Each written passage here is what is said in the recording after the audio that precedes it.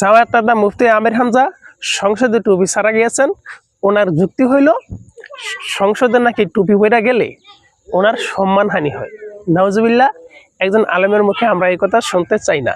কারণ টুপি হয়ে দেওয়া হয়েছে সুন্নত, নবীর একটা সুন্নত। একজন আলেম কোরআন হাদিসের উপরে যে শিক্ষায় শিক্ষিত, সে একটা সুন্নত বরখেলাপ করতে পারে না।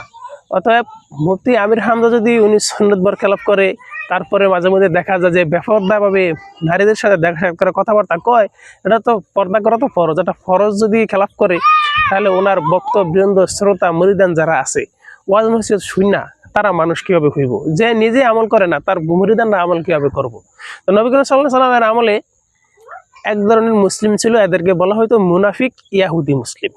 এদের কাজ ছিল নবী করিম সাল্লাল্লাহু আলাইহি ওয়াসাল্লামের যত প্রোগ্রাম প্ল্যান, এগুলি ইহুদি নাসাদের হাতে পৌঁছে দেওয়া। ওরা মসজিদে নববীতে নামাজ পড়তো, নবী করিম সাল্লাল্লাহু আলাইহি ওয়াসাল্লামের মজমায় বসতো, ওয়াজ নসিহত শুনতো, জিহাদে যাইতো, কিন্তু ওরা ইহুদিদের গুপ্তচর বৃত্তি করতো। এই কারণে নবী করিম সাল্লাল্লাহু আলাইহি ওয়াসাল্লাম ওদের নাম দিয়েছিল ইয়াহুদি মুসলিম।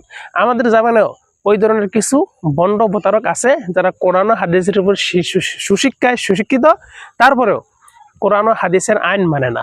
এই যে মুফতি আমির হামজা, ওর হাজার হাজার বিতর্ক আছে।